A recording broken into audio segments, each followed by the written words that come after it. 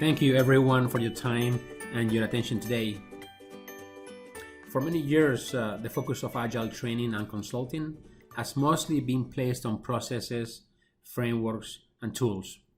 We learn about what Agile and Scrum events need to be followed, like planning, refinement, retrospective.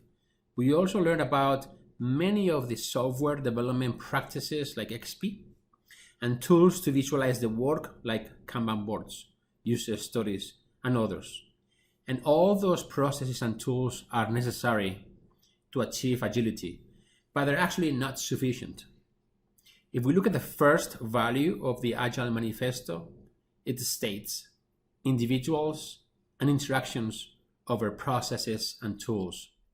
So why Agile has focused so much on process and tools and so little on individuals and interactions? So today we will unveil what we mean by individuals and interactions. In today's session, you will learn two different mindsets and a few skills that you can practice at work to grow yourself as an individual within and also to improve the interactions you have with others.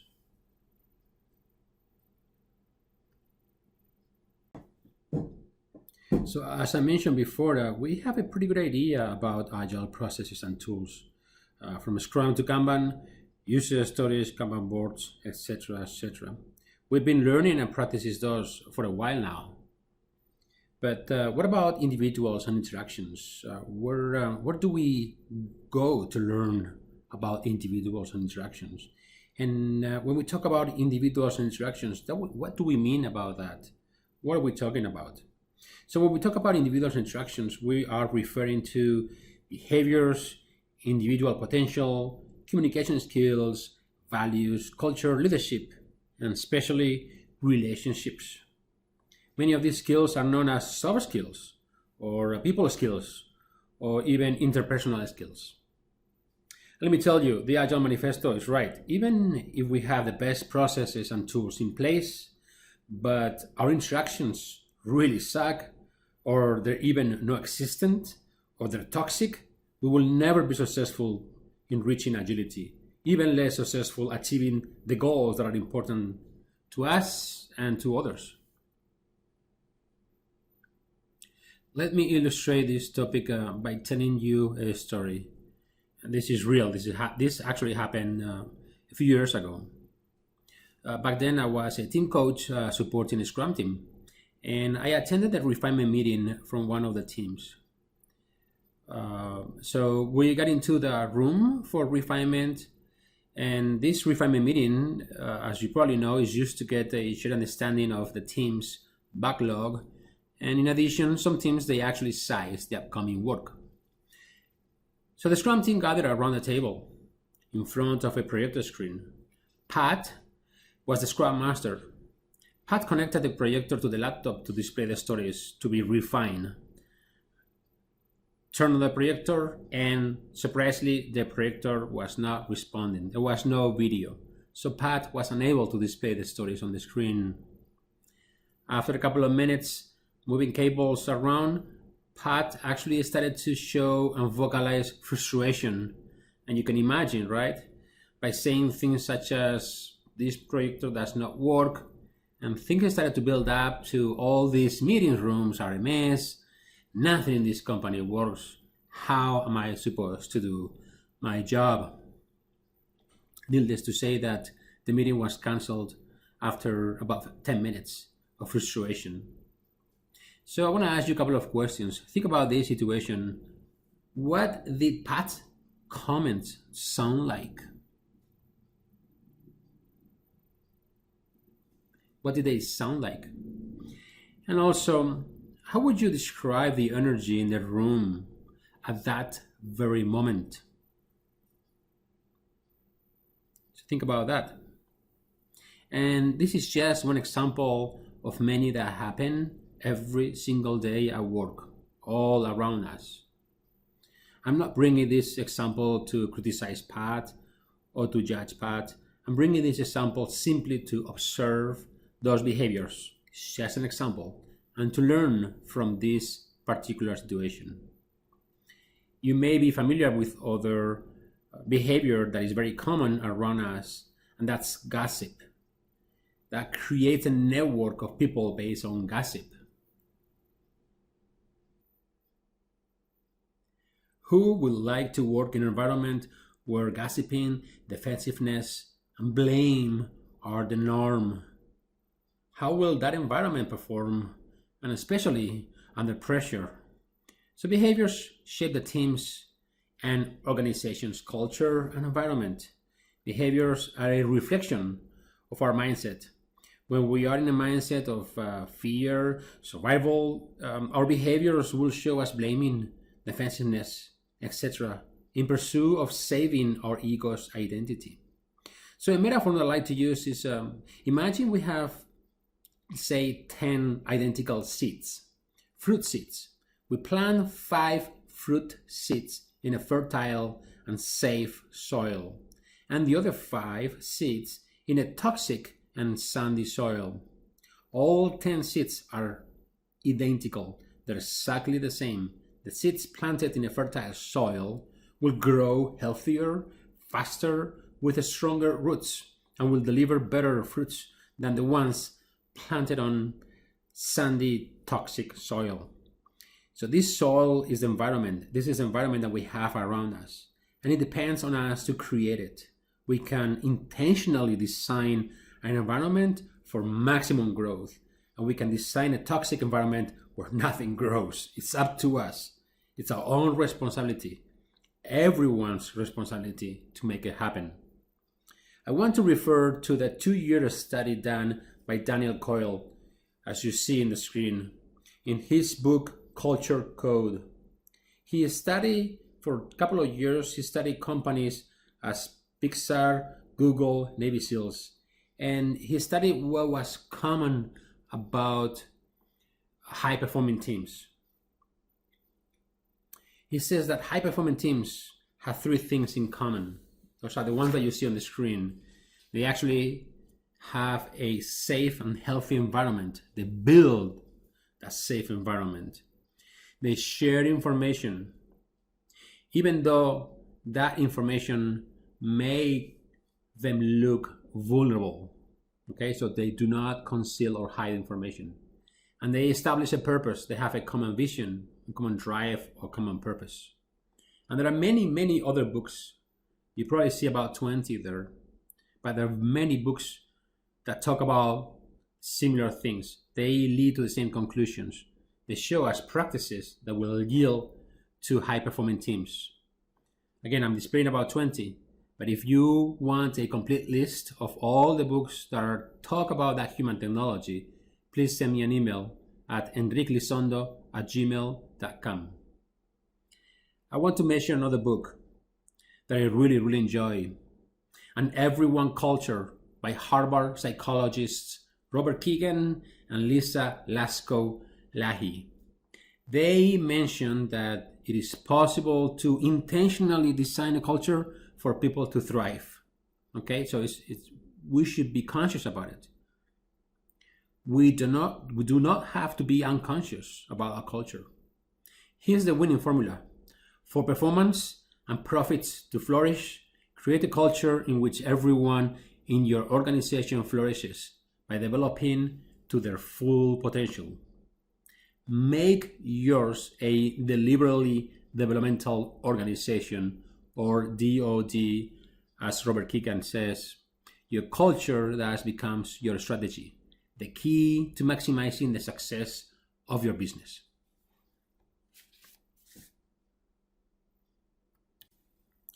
Organizational culture starts with individuals and interactions. I'm borrowing this model from the Conscious Leadership Group to illustrate the difference between safe, healthy environment and toxic and healthy environment. It's a line across the screen that separates being above the line or below the line. I also use the words conscious and unconscious. So above the line, we are conscious, we are being present, we are responding and creating. Below the line, we are unconscious, we are prisoners of our thoughts. We either live in the past or in the future, but we're not present, we're judging. At any moment, we are either above or below the line. And this happens to everyone, all of us, all of us. Most people are most of the time below the line. And it's human nature to be alert, defending ourselves. This probably worked really well about thousands of years ago when we had to defend ourselves from physical threats, those lions around us. But we keep using these reptilian strategies to defend our ego and our identity. When we are below the line, we experience behaviors such as blame, contempt, stonewalling, and defensiveness. We react to an attack to our ego this same way. We become prisoners of our own thoughts. We live in the past, in melancholy, or in the future, wishing for something we don't have and we think would change our lives. In the unconscious mind, we want to win just for the sake of winning. We are in survival mode. We avoid responsibility. We're closed, in pursuit of control. Robert Keegan, in his book An Everyone Culture, says that at work we spend over 80% of our energy defending our thoughts, our ego, one way or the other. What a waste of energy. Instead, when we are above the line, our energy is invested in creativity. We are outcome focused. We care about our relationships and others around us. We are curious and committed to learning. We provide and receive candid feedback. We listen and ask powerful questions to seek understanding, not being right. And we actually connect with others. Let me ask you, what results or outcomes would you expect from an environment where people, and most of the time, are above the line? Think about that. And at the same time, what results and outcomes would you expect from an environment that is most of the time below the line? Let me give you a few examples on what above the line sounds like. Things such as, what can I learn from this particular situation? I wonder what it would be like being or doing this or that. I cannot force change in others, but I can definitely change the way I see others. Everything happens for me to learn. Again, everything happens for me to learn. I'm willing to take a risk and try new things. I do not know how to do something, but I can learn. Compare these mindsets to this one below the line. This is what it sounds like being below the line. The whole world is against me. Everything happens to me. Again, everything happens to me. I'm the center of the universe. I'm always right. I never reveal my weaknesses. Everyone is an impediment to my goals.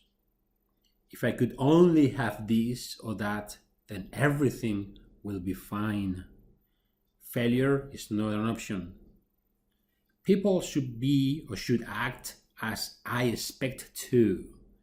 People should change, but not me. Bad things happen to me because of others. I'm always solving people's problems. I should have done this. I should have done that. As you have may notice, below the line is a victim that thinks that everything, all the external forces, environments are shaping somebody's life. That person is at the effect of. And above the line, we're seeking understanding, and we're committing to learning. We learn from the situations, from others.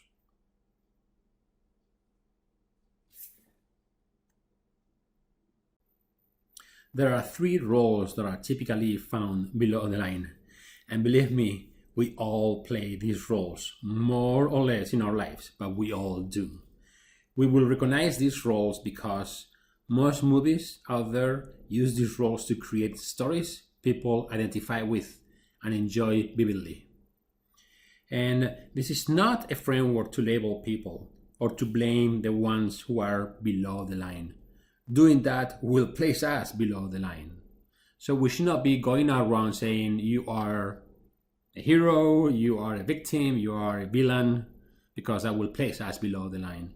This is for our awareness, to be able to recognize those roles and to actually respond to it and do something positive. So, what are those roles? Let's start with the hero. And the hero is somebody that provides temporary relief. Somebody or something, actually. The hero sounds like this. It will be okay. I will do that for you. I will take care of it. I will make you feel good. Heroes take over somebody else's responsibility for the temporary relief. This creates a dependency in that relationship, and it's not actually suitable for mutual growth.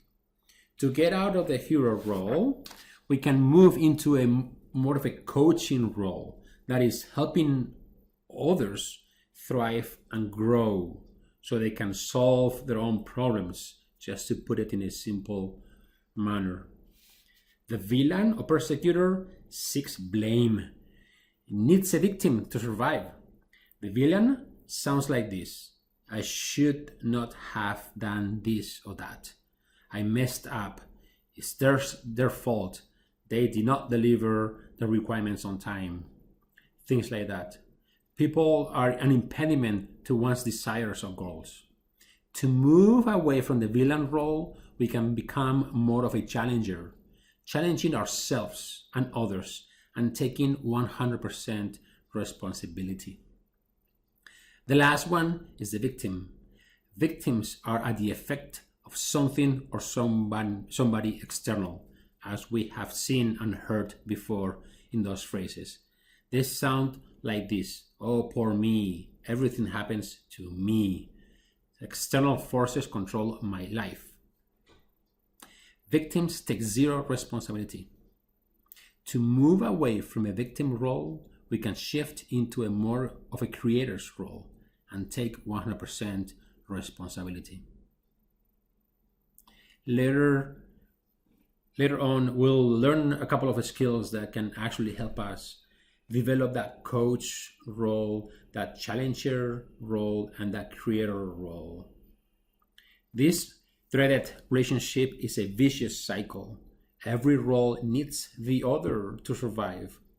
In addition, victims look for other victims to create a case of victimhood, which is why this becomes vitally toxic.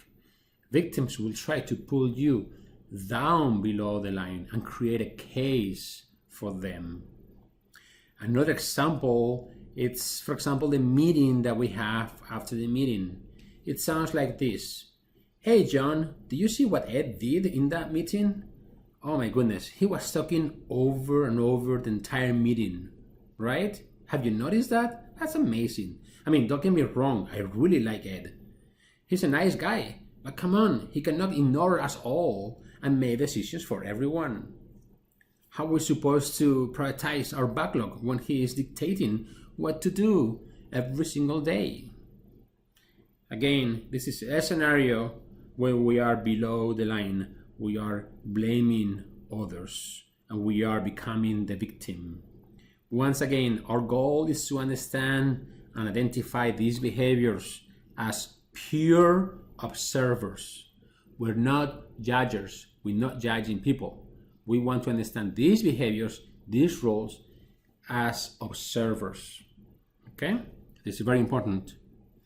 Educate the entire team. Educate yourself. Educate people around you. And have alternatives to respond that are much, much safer, more creative, and actually outcome focused.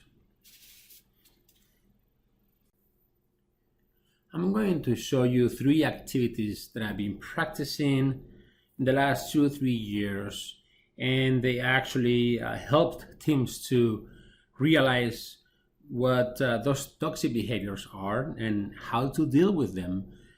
We should not ignore what's going on in the team. We should face reality and respond to it. This is the first activity. I call this one the 4 toxins corner. The idea here is that you build a quadrant. You can use painter's tape on the floor, for example, and you label 4 toxins. For example, the most common ones are blame, contempt, defensiveness, and stonewalling. You actually explain what each one means, so the entire team has a shared understanding of what they mean.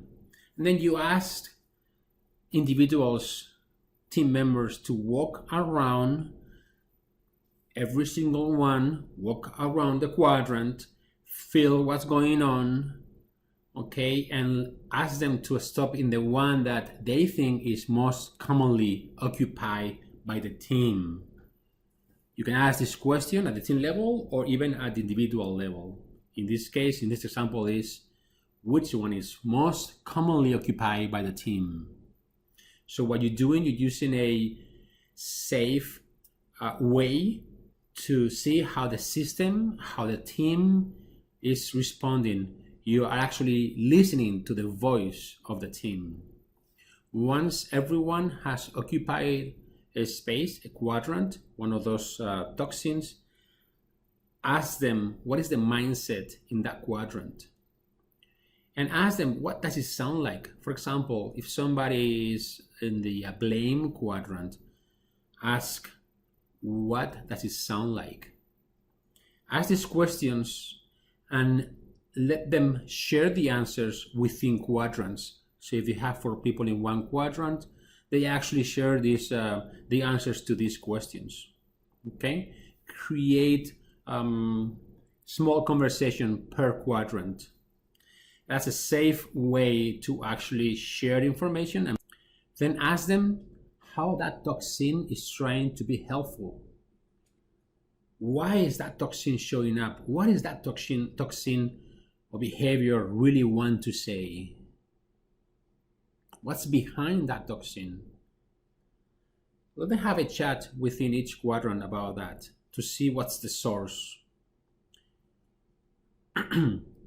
Also, you can ask the team members to occupy one of the quadrants, the behaviors that they actually employ the most, and what situations bring them there. So this is to understand is what's causing that behavior, that toxin.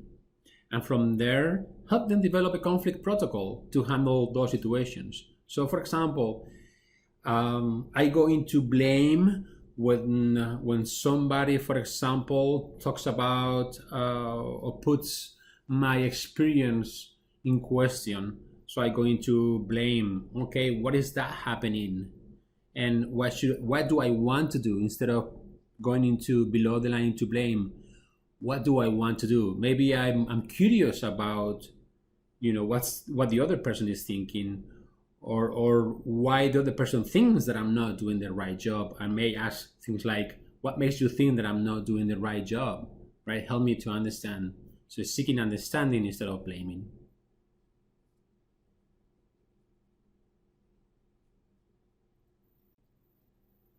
The next activity is a constellation. And by the way, if you're a coach or a leader or somebody that really cares about the team, you can use the time for a retrospective to run these activities. Something to point out, I'm using toxins here, but you can turn this around. For example, I will use with teams that are mature, that are performing, I will turn this around and look for the positive behaviors that are making the team to thrive. All right, so you can turn this around. Instead of using toxins, you can actually look for whatever behaviors they're doing that are helping them thrive and be high-performing team. Let's focus on this one. This is a toxin constellation. If you are familiar with constellation, the idea here is that We place a topic on the floor. We need to create space around, maybe 6 feet around the topic for a team that is around 8 to 10 people. And ask the team members to walk around the topic and place themselves closer or farther to the topic based on how attached to the topic they feel. So you may ask something like, how concerned are you about this topic? If you're really, really concerned, you get to the center of the constellation, very close to the topic.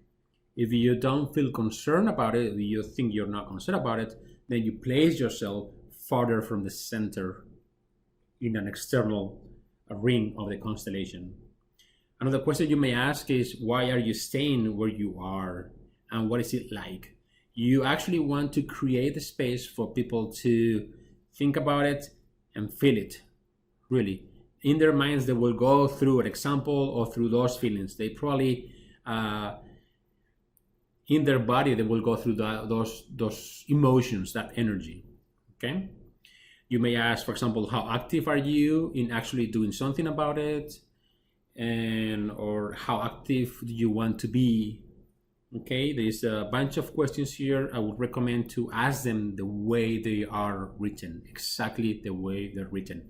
And very important, the facilitator does not say anything else but these questions. So provide the right space for the voice of the team to surface.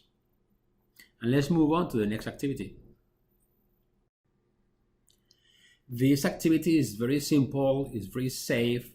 I would recommend to do this one with teams that are new, for example, or they are not in a very safe environment, because it's very simple, not invasive. I use this activity with my children. They're 9 and 10, so it works really well, and it's really safe. So when you have the team with you, you can use a whiteboard or the wall or the floor, whatever you think is suitable, and you actually either draw or put a tape on the floor, a line to divide whatever is above the line and whatever will be below the line. And then you prepare a few post-its with phrases that sound like below the line, above the line, or even behaviors. For example, blaming, is that below the line or above the line, right? So you may write a few. For example, if I say, this will never work here, okay, that statement belongs to below the line. Or for example, I try many things and those things didn't work, so I have to change my strategy again. That sounds like above the line. Or it's your fault, that sounds like below the line, etc. Prepare a few, 5, 10, something like that, 15, and ask the team members to take one. So anybody and everybody should just grab a sticky note and place it in the side that person thinks. Is it above the line or below the line? Okay, and you may see that maybe some people change those post-its. That's great. Then invite them to have a conversation. Ask them, what was the reason behind placing this post-it above the line or below the line? What does it mean? Or what does it sound like, right? And then help them develop that conflict protocol. Okay, so for example, it's your fault, sounds like below the line. What is that? Oh, that sounds like blame, is blaming. Okay, when we blame, what else can we do instead of blaming, right? That's the idea, to move above the line.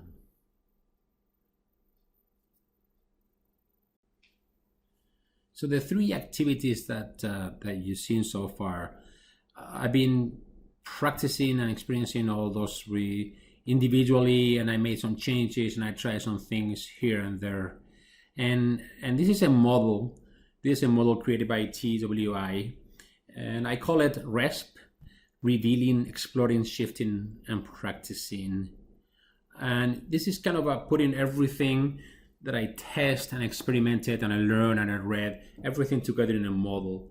The idea here is that we help the team reveal those toxins, those behaviors, and we can use, for example, the above the line, below the line activity. But actually, we use some brainstorming. All right, we understand what they mean. We understand maybe which one it's the one that is most commonly used in the team, and then we move into exploring. And if revealing is done by each individual and is bringing awareness to everyone, now we move into exploring, where we do those things collectively. So we bring collective awareness. So we ask questions. For example, if we talk about blame, what does it look like?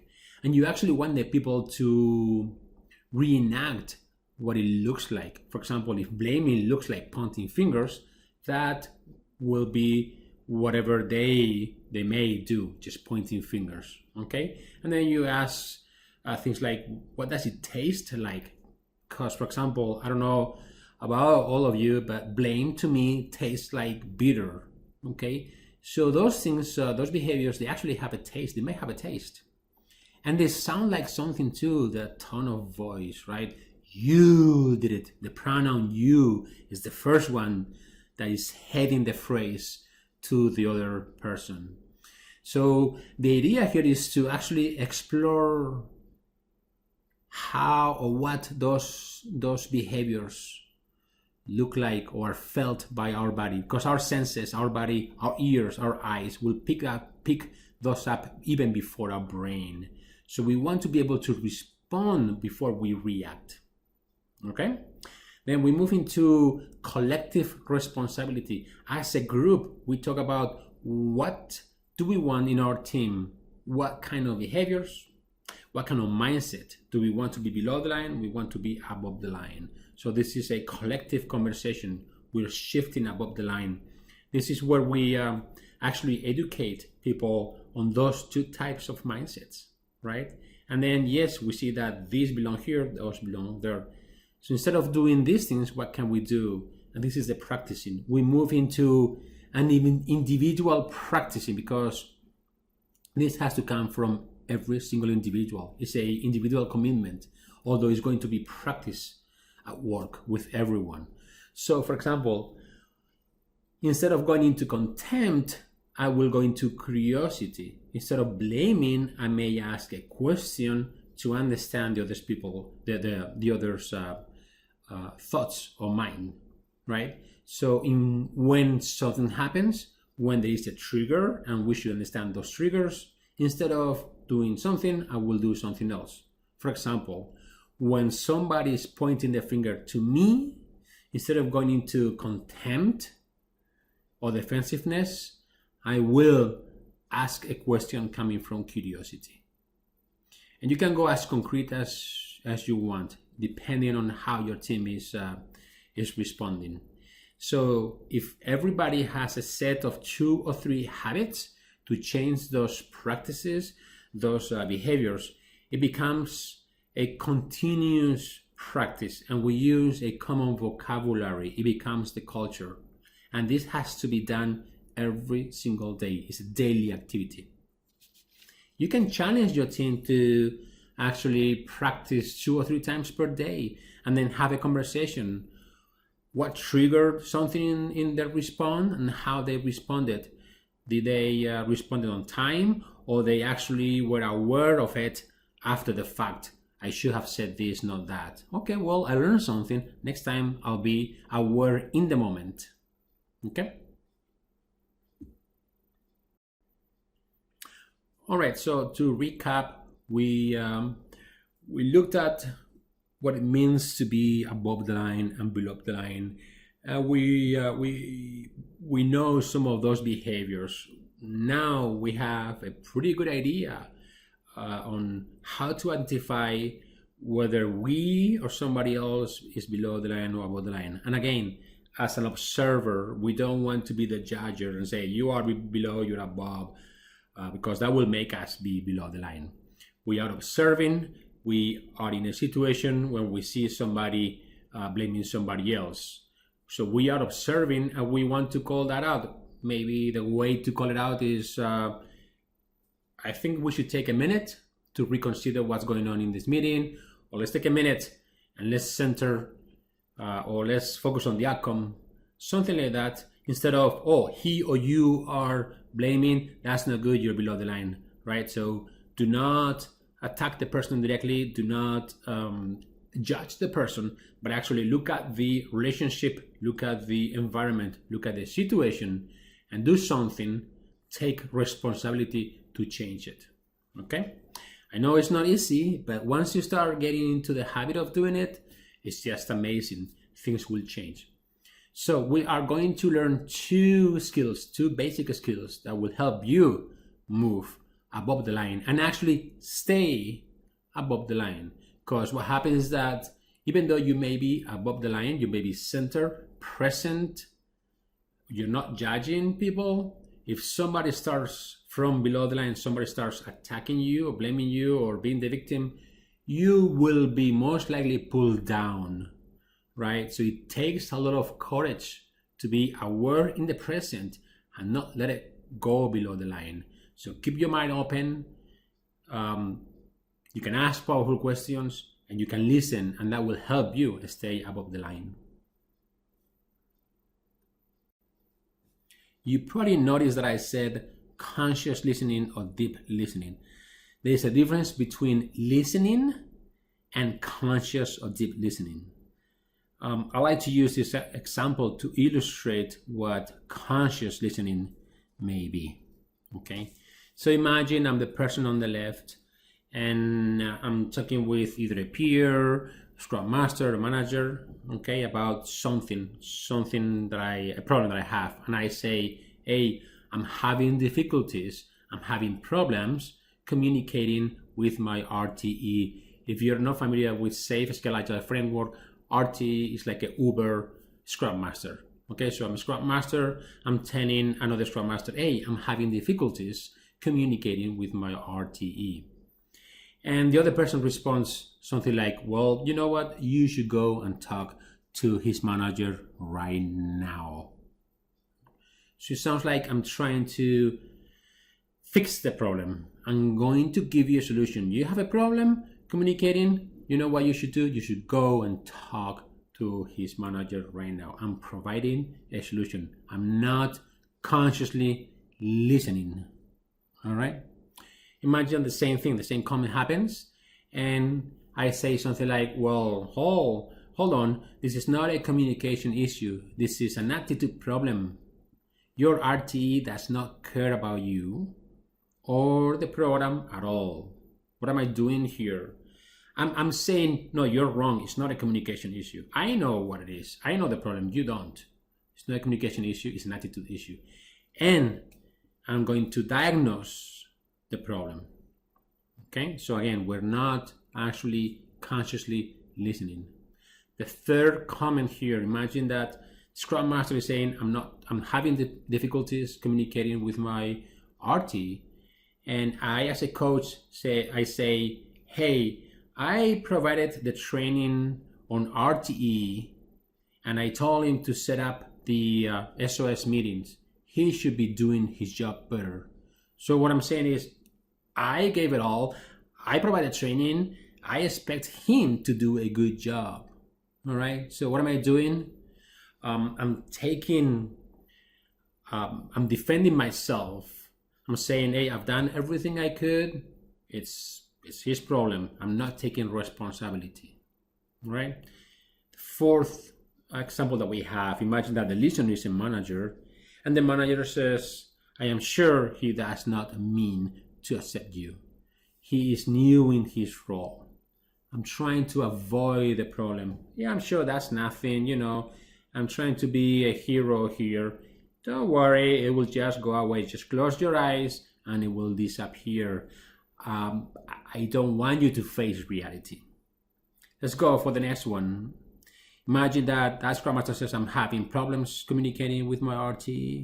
And I, as a Scrum Master, a colleague, I say, well, I'm also having difficulties with my RT. Just the other day, he said to me, blah, blah, blah, blah, blah, blah, blah. So I'm personalizing your comment. You start to speak up, and I'm taking that conversation and making it mine. Now it's not about you, it's about me. This is probably the worst way to listen. This is not listening at all. In this in this instance, we are listening to ourselves. Okay, and let's go for the next one, last one. I'm having problems communicating with my RTE. And I, as another Scrum Master, I say the problem with your RTE is that he does not have any training in Agile. All right. So again, I'm trying to solve the problem. None of these are deep listening. None of these are conscious listening.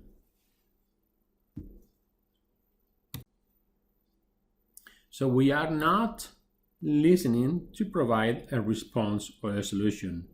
We are actually listening to understand the person's thoughts and mind. Okay? I'm not saying that we should not be going around solving problems, because most cultures, we are paid to solve problems. Engineers are paid to solve problems. And we are actually recognized and promoted when we act as heroes. We solve problems, we make things happen, we provide solutions, we are promoted.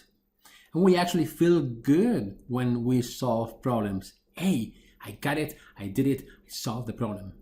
We want to help others by solving their problems. That's empathy too. And we cannot handle seeing something or someone broken when we think we can fix it. All right. So again, I'm not saying we should not be solving problems. If we are in a refined meeting and we are actually trying to provide solutions, we are brainstorming solutions, definitely we're there to solve problems. What I'm talking about here is to actually do some conscious listening. When somebody comes to us or we are in a refined meeting, we are listening, they're present, okay? Without anticipation or without imposing our thoughts or without thinking, what am I going to say next so I look good in front of everyone, or who's going to have the last word in this meeting because that's the leader. Okay, so right here, right now, we're talking about conscious listening. So if you go Google levels of listening, you will find many results. A wide variety of frameworks, models, and levels of listening. I like to use this model, because I think it's simple to pick up and to practice. But if you find something else that you like, go ahead and practice that. Okay, there is no wrong right here. If we look at this one, we see 3 levels. Let's start with the first one on the left. In the first level, the spotlight, the focus is on the listener. So this is about internal listening, where your attention is on your own thoughts, feelings, and interpretation. And actually, this creates a connection. For example, if you're talking about, if I ask you, hey, where did you go last summer? And you say, well, last summer we went to Hawaii with my family, and we went to Honolulu, and we surfed, and this and that, right? Level 1 listening, and actually interpreting that in my brain. And maybe I went last year, I want to go, so I'm thinking about my trip to Hawaii, not your trip to Hawaii. All right, so many people react and say, oh, really, you went to Hawaii? I went to Hawaii too, and let me tell you about my story, because your story is not interesting.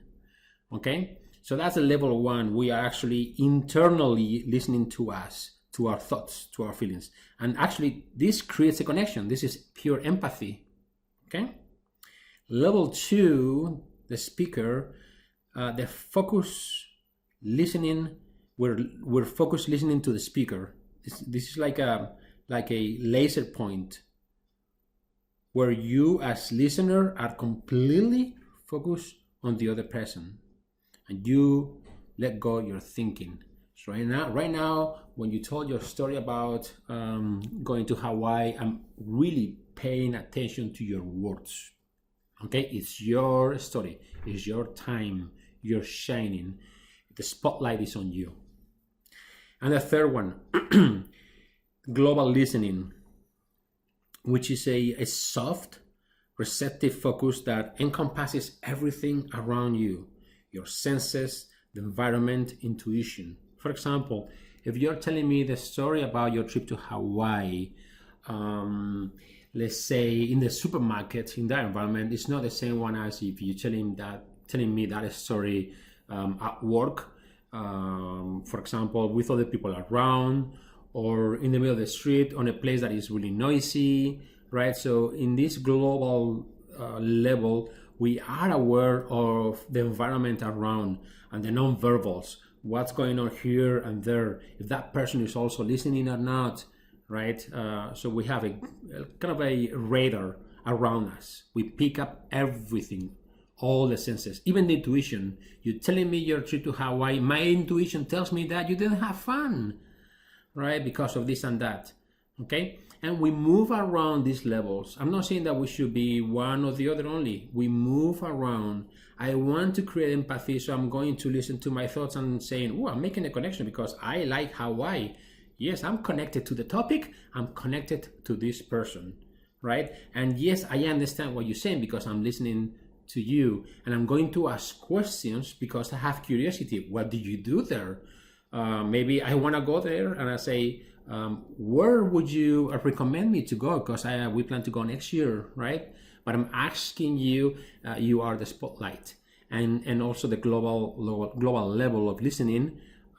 Is this the right time, moment, and space to talk about this? Maybe we should move outside because it's too noisy here, for example, right?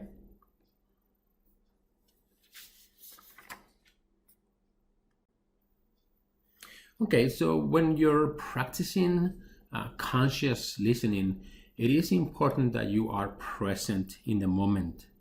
Okay, if somebody's talking to you and you're thinking about where are you going to play tennis this week, you are not definitely present.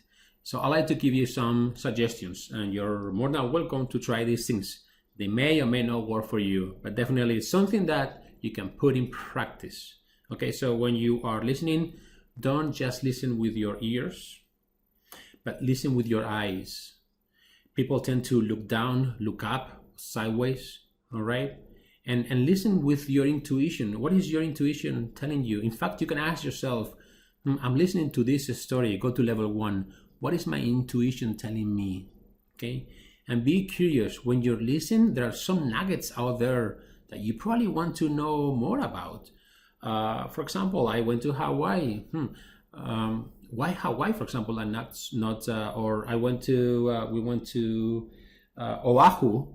Okay, why Oahu and not another island? Okay, and listen for the tone, the pitch, and the rate, and try to match that. Somebody speaks really fast, really loud. There may be changes in the tone, right? Those changes in the tone mean something. Okay, so listen to what is being said as well as to what is not being said. Most people, they start saying things that are at the surface. If you really want to know what's going on, or you want to know the motivation behind that, you really need to go deeper and deeper. And a great way to do that is by asking powerful questions. But most of the time, those nuggets, the most important thing in the conversation comes at the end, the last word, the last phrase. Okay? Pay particular attention to the last thing that is said. Listen without thinking about what you will be saying next.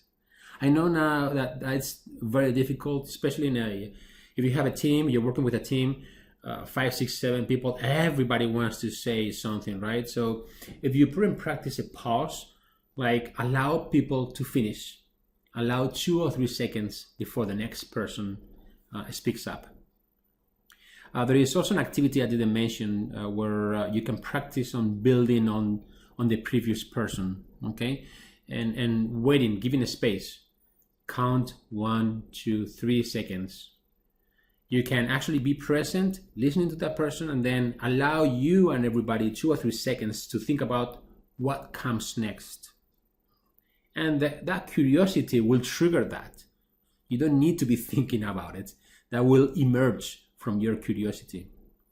Listen for underlying emotions and feelings and needs. The gestures, the nonverbal, tell a lot about those emotions.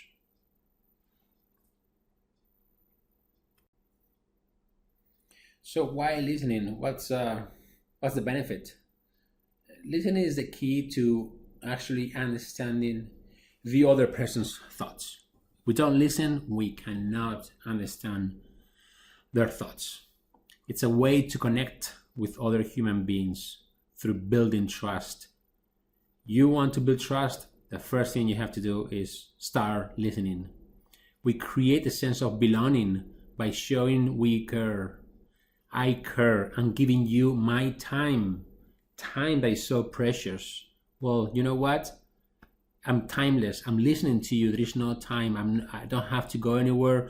I don't have to do anything. I'm here for you right here, right now. And if we do that, we're making it more likely that the other person will listen to us too.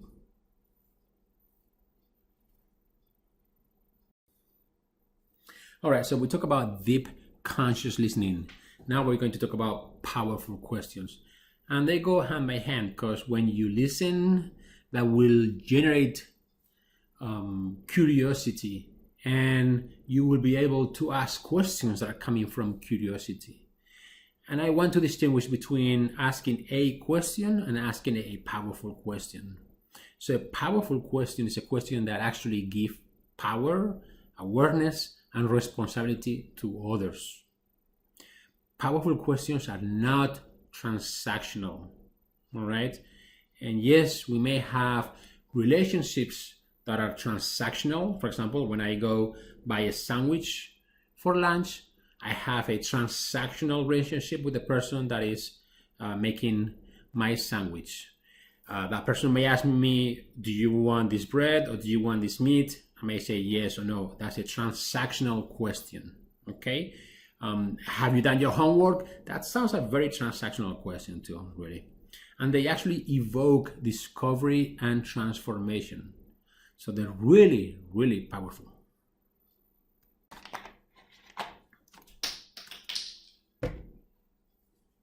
Beep. Why do we ask powerful questions? The first reason is because they help people move forward and take responsibility. For example, if I ask, what else can you try that you have not tried before? Or what is the first step you're willing to take? So you help people move forward. If you are in a Scrum planning meeting, you may ask the team, hey team, what is the first story that you are going to get done to complete? What you're doing is you're helping them plan, because everybody may have a different plan. I'm going to work on this story, I'm going to work on another story. By asking something like, what's the first story that you will actually complete as a team, right? You're helping them move forward, take responsibility. You are not micromanaging. They expand or provide different perspectives. If I ask, for example, what will your peers say about this topic? Or what would your Scrum Master say about this or that? I'm helping you to place yourself in somebody else's shoes and take a different perspective. Sometimes we are stuck in our point of view. It's all about me, me, me, me. So we want to help people move in a different perspective and widen their view.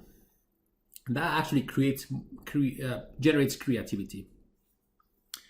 Those powerful questions also provide the opportunity to understand what motivates people. They bring awareness to assumptions, mindset, values, and to provide options to challenge them. For example, if I say, what is impeding you from talking with John about this topic, right? What do you value about John's comments? So I'm challenging here your blockers, your values, your fears. The powerful questions also help people keep in sync with their values. What do you appreciate about John, your co-worker? Okay, so what do you value about John? Powerful questions allow people to contribute to think about possible solutions on their own. For example, if I ask, what will it be like to tell John what you just said to me? Okay, and probably that person doesn't need to answer right there, but that person is going to think about it maybe even overnight. So don't expect an answer immediately. What you are doing by asking powerful questions, you are creating awareness and responsibility. That's the main goal. So what makes a question powerful? Well, questions that are directly connected to deep listening. As I said before, they go hand to hand. If you're not listening, there is no way that those powerful questions will come from your curiosity. Okay? They are very brief. Let me give you a very, very brief example. If somebody is saying something, somebody is telling me a story, whatever, and I say, and, or what else? This is a one word or two word question. And, or what else? I'm inviting, I'm empowering, I'm giving power to that person to continue. Okay, I'm giving the space for that person to continue. And most likely the meat of the conversation will be in the second part. Those questions are open-ended.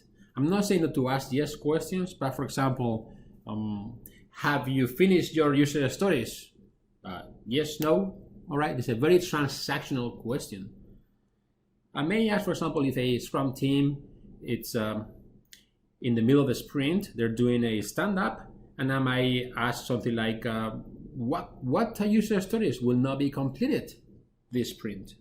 All right, so it's an open-ended, very direct question. The coach or the person that's asking these questions does not know the answer. It's coming from curiosity. All right, again, it's not transactional, and it's not for the coach to know. There is little the coach or the person that is asking the question, coach, I'm using the word coach, the leader, whoever is asking these questions, to need to know. They put people in a place to do deep thinking. All right, this is the iceberg. You may ask a question and you're just exploring the surface. When you start asking powerful questions, you're going under the iceberg, under the water. And that's where everything is. Those are not about data transfer. It's not for the person that asked the question to understand, okay? It's for the benefit of whoever is speaking.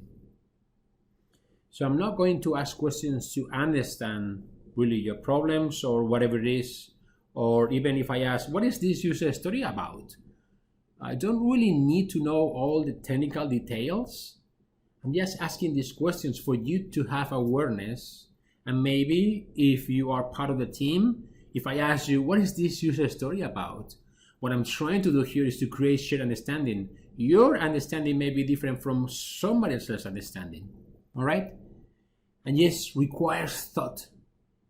Sometimes when you ask a question, and the person says, that's a good question. I actually have to think about it. Wow, that's a symptom that the question was powerful because that person has to think about it. We want people to think about those things. Deep thinking.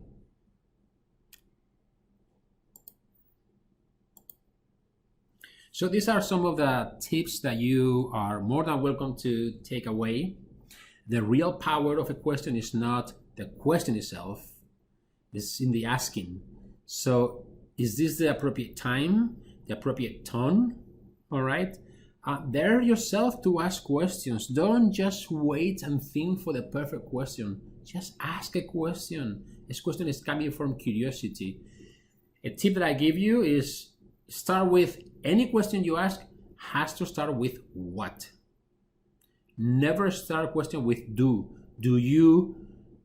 Does she? Do. No, start with what. What and something else. So just say what and the question will flow. Listen deeply with curiosity. And again, questions will flow.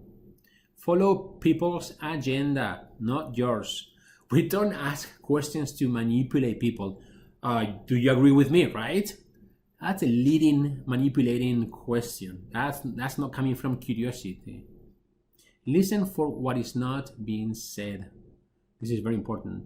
In fact, I think one of the most powerful questions that I ever asked, when I asked somebody, what are you not telling me? So stop being the answer person and become the question person. And again, I'm not saying that you should keep all the answers.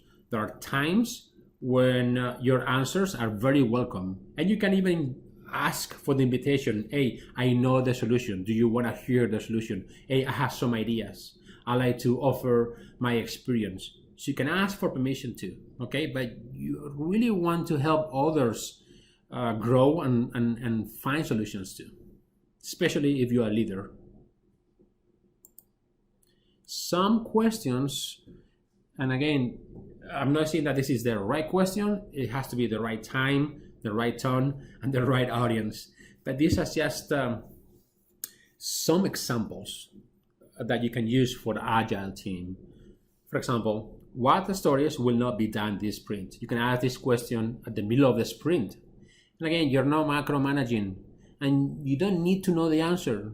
You're just helping the team to be aware. And then if they say, well, this story will not be done, all right, what should we do? What do you plan to do with it? What are the options? Okay. What needs to happen to get this story done? So this is a question that I like to ask when we are refining user stories. Because if I ask, do you understand the question? Everybody's going to say, yes, I do. Yes, I understand. But your understanding may be a triangle, and my understanding is a square, and somebody else's understanding is a circle. So by saying what needs to happen to get this story done, I'm asking somebody to give the 2 or 3 or 5 steps of things that need to be done. For example, we need to connect to the database, and we need to write a couple of scripts, right? And the others that are listening can confirm or validate or challenge that and say, no, we don't need to do that because we've done that already. So you are actually creating shared understanding, collective awareness. Another question, on a scale of 1 to 10, how engaged, how committed, how comfortable you are now with this or that? It's a very useful question that you can ask when the team plans. How comfortable are you from 1 to 10 on this plan that you have, that you put together? Okay, you're measuring levels of commitment or safety or anything. What is your biggest challenge for you to achieve your sprint goal? What you're asking here, you're bringing awareness about the risks, challenges, blockers. You may say, what are the top 2 blockers you think you have to achieve this sprint? What can you do? A plan right here, right now. It's an action call. What story will you do first? You're creating momentum. What do you appreciate the most about your team? That's a question you can ask during the retrospective too.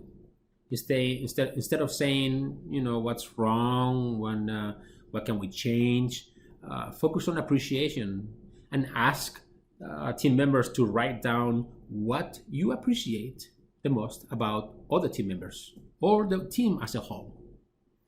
What are you grateful for? Very, very similar question. And what would you do differently? You are widening perspectives. You're looking for other solutions.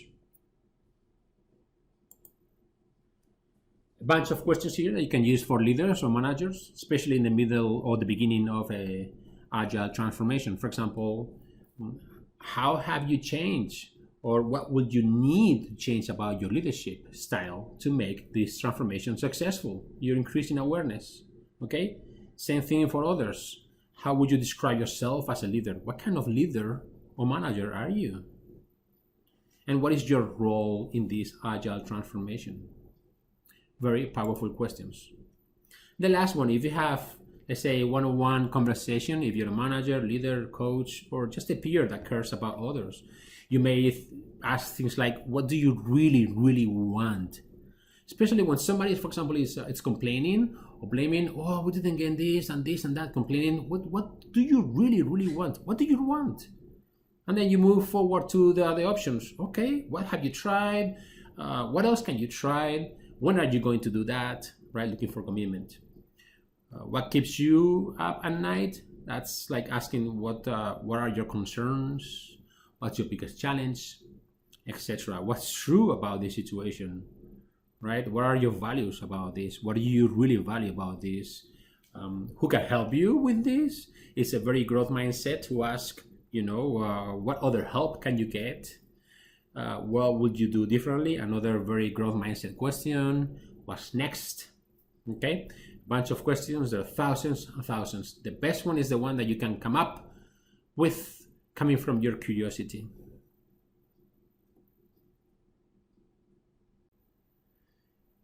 Another battery of sample questions. These actually lead to moving forward. You are trying to help people to visualize what the future may look like. Okay, and that's really powerful to motivate people. So what does success look like? Or you can say, we're planning a sprint today. It's going to end in 2 weeks. Place yourself in the future in those 2 weeks. Look back. What happened?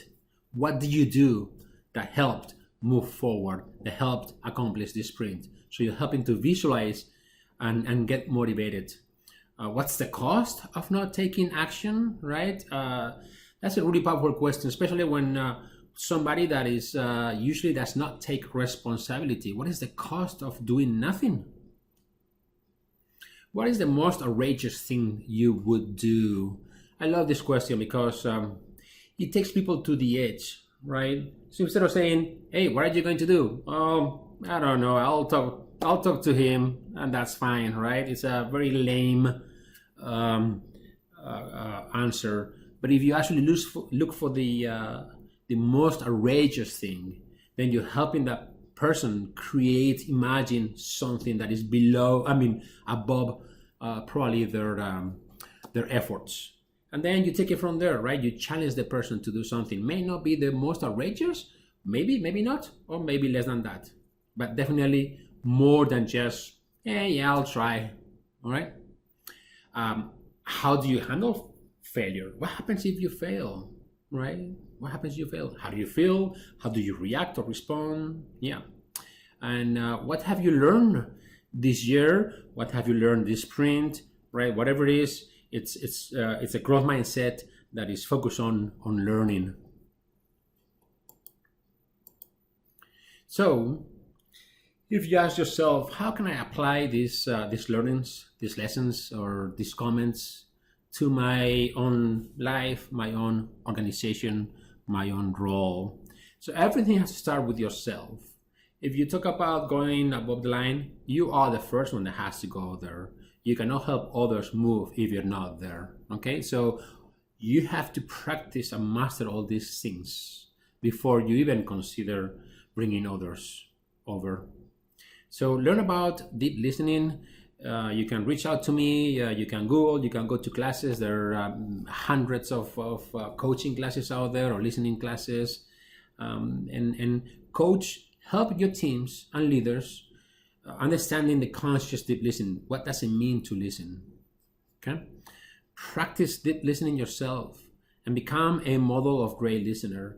You cannot complain about somebody that does not listen when you are the first one who's not listening.